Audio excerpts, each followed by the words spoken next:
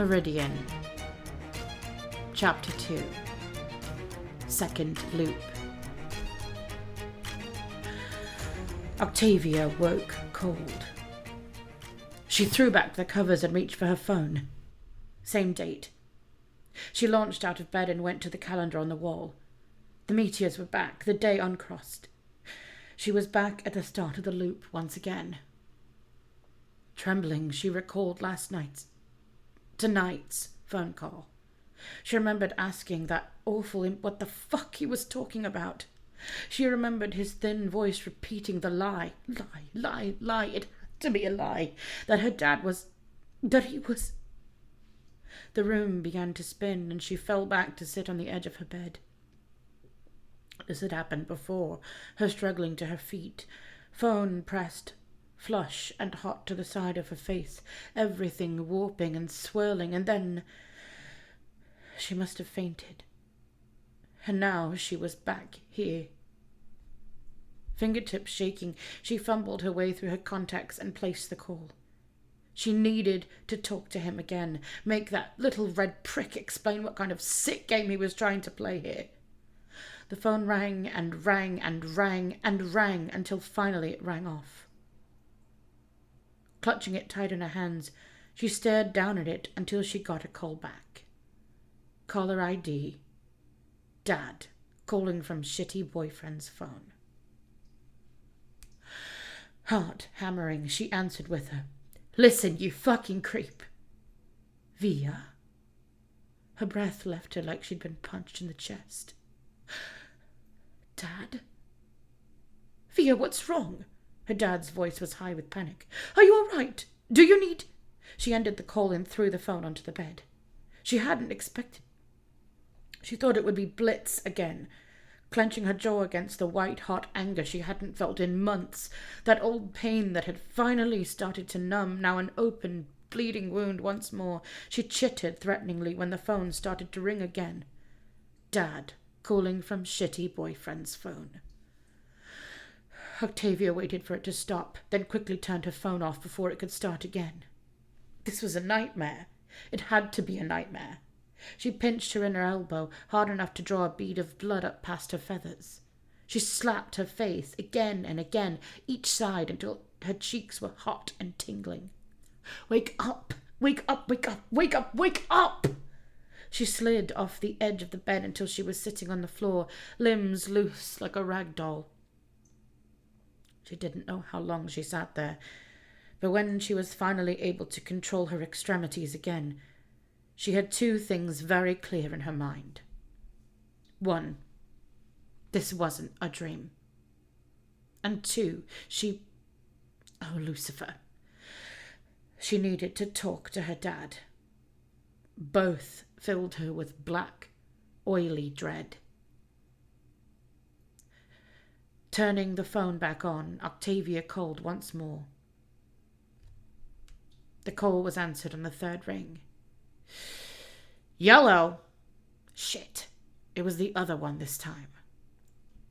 Put my dad back on. She pinched between her eyebrows. This really was a nightmare. Octavia? Shit, I didn't check the phone, and before answering, Blitz scrambled, stunned. Your dad's not here. What are you talking about? Octavia asked, annoyed. He was just there. Like 2 hours ago, yeah, Blitz replied, his voice kind of clipped, very different to how it had been last night. 2 hours? Had she really been sitting there useless for 2 whole hours? Octavia shook that away and said, I need to talk to him. Where did he go?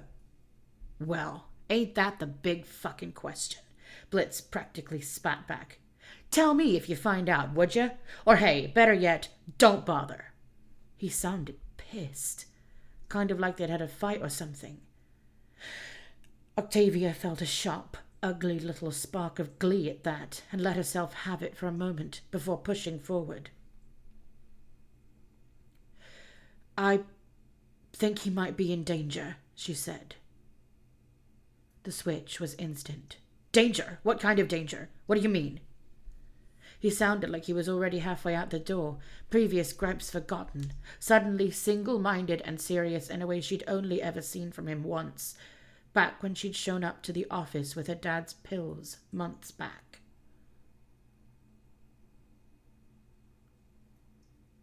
He vomited questions at her, them shooting from his machine-gun mouth in a rush of who, where, when, why, how do you know? Octavia couldn't answer any of it. Damn, you really are your dad's daughter, huh? Both can't communicate worth shit. Bitterness crept back into his voice. Octavia hung up on him without another word. If no one was going to help her, the only other option left that she could think of was... The study was empty. Her uncle elsewhere for now. Probably erecting more ice sculptures of himself in the ground somewhere. She searched for the grimoire in its new place on the highest shelf, behind Andrealphus's desk. It's not here, she murmured in shock, staring at the empty space where the grimoire should be. A bad feeling coiling in her stomach, Octavia took a deep breath and headed downstairs and out the front door. The route through Imp City was familiar to her now, and she arrived at the old dilapidated office building by the afternoon. The IMP office was dark inside, and no one answered the door when she knocked.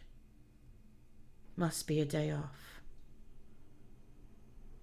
Tapping her foot anxiously, Octavia weighed her options. She needed to find her dad, and the only two places she knew he might be were this office and the homewrecker's home, wherever that was. Either way, it was starting to look like a bit of breaking and entering was in order if she wanted to move forward with this venture. Time was ticking by. She didn't want another 2323 phone call. He's dead. Fuck, Octavia, he's dead. Shaking her head until her brain rattled, she made her decision. She grabbed the bottle of the nearby water cooler. It was mostly full and very heavy, hefty enough to break the glass in the door with one good throw. Octavia! She turned guiltily and saw Blitz coming down the hallway, staring at her nonplussed.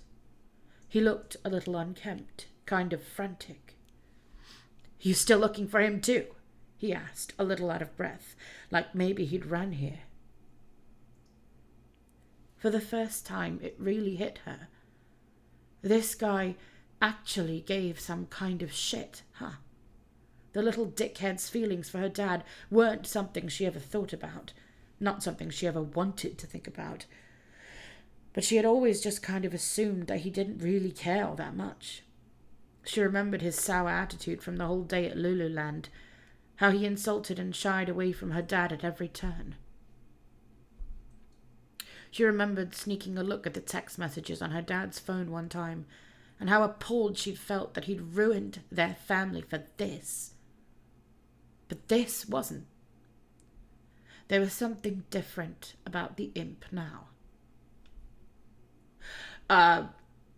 As fun as smashing shit can be, let me just use the keys this time, Blitz said, jangling them against the lock. After confirming that no one was in the office, Blitz jerked his head for Octavia to follow him back to the elevator. Let's join forces on this one, okay, baby bird? He rubbed the back of his neck, not quite looking her in the eyes. Stolas would kill me if he knew I was letting you wander around Imp City all by yourself. I'm not a child, Octavia said hotly, crossing her arms. No, but you are a Goetia, and Goetia ain't exactly at the top of popularity polls around here right now. I could just portal if I had the grimoire, she said, eyeing him closely. Blitz froze, then looked at her guiltily. To his extremely limited credit, he didn't bother trying to deny anything. Stolas took it with him when he stormed out, he admitted, and then fixed her with a serious look. Who else knows it's gone? So you did steal it. Again. Octavia sighed when Blitz refused to look away before he got an answer. I'm the only one who's noticed. Deflating in relief, he ran a hand over his patchwork face and said, "Thank fuck." Where else might he have gone? Octavia followed Blitz out onto the street and waited begrudgingly for his direction. The office was one of my most likely bets, but there are still a few places we could try. He set off, waving her after him. "Come on."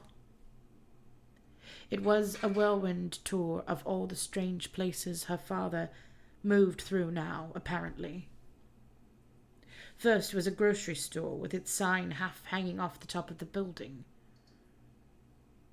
One of the pricier ones, a little out of our range, but it has the fancy schmancy coffee beans imported from Envy that gets your dad so wet, so sometimes he'll treat himself when he can. First of all, ew. Octavia did not need that mental image. There was no second thing. After having no luck there, Blitz dragged her to a cafe with a "Condemned by the Imp City Health Authority" sign plastered over the door. "This is the one diner where they don't spit in his food," he said, like that was just a normal sentence and not at all one of the most appalling things Octavia had ever heard. "We eat here kind of a lot." After that, it was the bookstore that Blitz explained sold mostly porn and picture books, but they special ordered things in for Stolas sometimes, like reference books on botany or the latest trashy romance novel. Then it was on to the laundromat. "It's not exactly a favorite haunt of his," Blitz admitted as he turned the place upside down, even checking inside every machine. "But it is his turn to do the laundry. Guess it was too much to hope he might be feeling bad about the shitty things he said and decided to do some chores to make it up to me. Pouty little bitch." Octavia's head was spinning. The mind boggled. Her dad, Prince Stolas of the Ars Goetia, doing laundry, buying second-hand books from a pornography store, eating at cafes where there was a non-zero chance of sputum in his food, shopping for groceries, working an office job to make ends meet. It was all too much to grapple with, on top of everything else. "What did you two argue about anyway?" she asked as they set out again down the street. I don't remember," the imp lied. "What if that's the missing piece of information we need to work out where he went?" "It's not." "Fine," Octavia scowled. "Then why did you steal the grimoire? Or don't you remember that either?" "It's basically the same fucking question," Blitz muttered, stuffing his hands deep in his pocket as he walked. "Come on, let's head back to the apartment. Maybe he already went home." He winced as soon as the word left his lips. Home. Octavia flashed hot, her eyes burning, fingertips tingling as her magic surged to the surface, unbidden and uncontrolled. Her dad already had a home he chose to throw away for saliva-laced grits and laundry days. As she took deep breaths to calm herself, Blitz shook his head in apology, offering, "Stolas wanted to do a spell. For you. He doesn't have his powers anymore, so he needed the book to do it." "For me?" Octavia blinked. "What kind of spell?" "Don't know the details," Blitz shrugged. "Some kind of protection thingy." "Protection from what?" From anyone that might want to hurt you, I guess." "Who would want to hurt me?" Octavia's face scrunched in confusion. Blitz just shrugged, doggedly avoiding her gaze now. He must really not want to answer that one, because he instead changed a track with, "That was pretty much what the argument was about. The spell, I mean." She tilted her head. Blitz huffed, shaking out his shoulders. "I don't know. It's just, your dad can be a real infuriating son of a bitch sometimes." Forced to agree, she said, You notice that too? They finally made it to the apartment. It was all so much more dire than Octavia had even imagined. The building looked one windy day away from collapse. The apartment itself was the smallest, saddest little hovel one could imagine. And her dad wasn't here. It had long turned dark by now. In just a couple of hours her dad would be dead, and she was no closer to finding him than she had been all day. Okay, my turn to ask questions. Blitz folded his arms and leaned up against the kitchen island. You said Stolas is in danger. How'd you know that? Showing the imp exactly as much trust and transparency as he'd shown her, Octavia answered vaguely. Someone told me.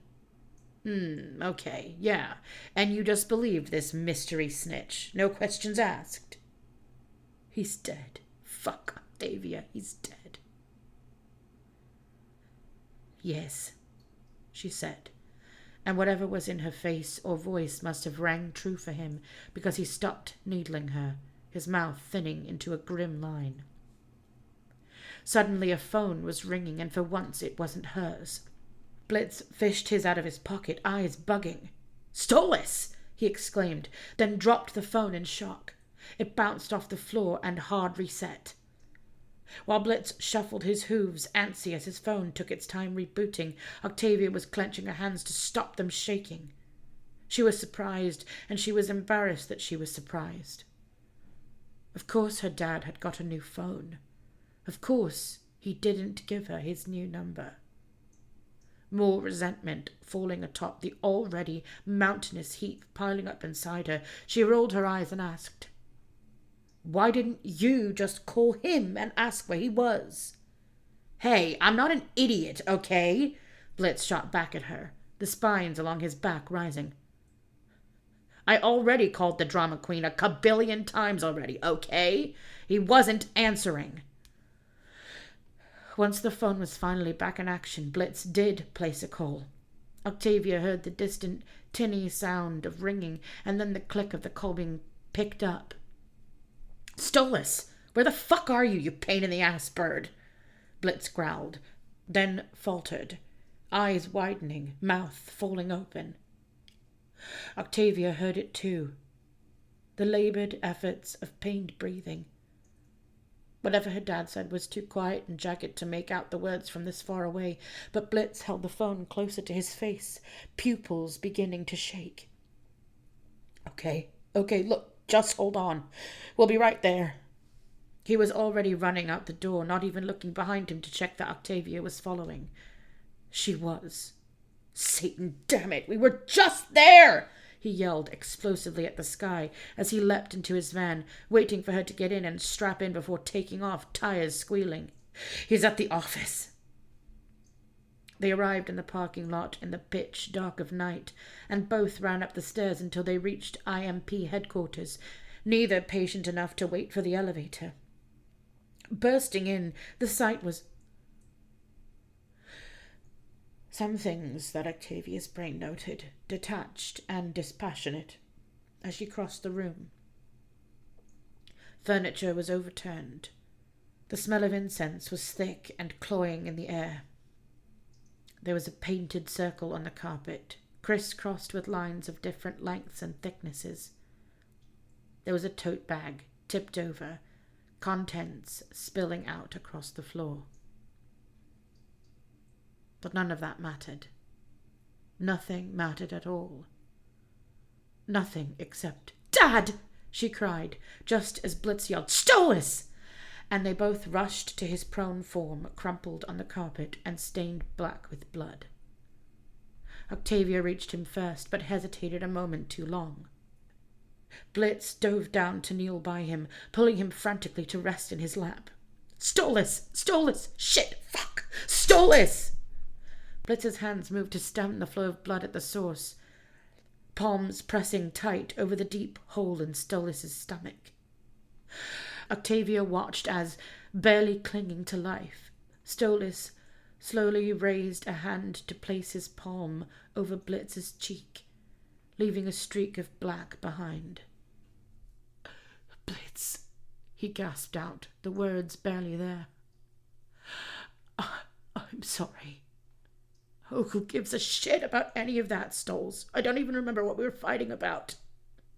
Tears spilled out of Blitz's eyes as he kept trying and kept failing to stop the bleeding. "Your girl's here. She came to find you."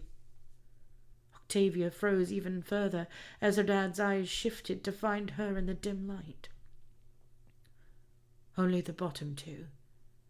The top pair were already closed. "Via?" he asked, like he couldn't bear to believe it. "My Via." Snapping out of her daze, she fell to her knees and grasped his other hand, the one that now reached blindly for her. "I'm here, Dad. I'm right here." "Oh," he said, his remaining two eyes fluttering shut.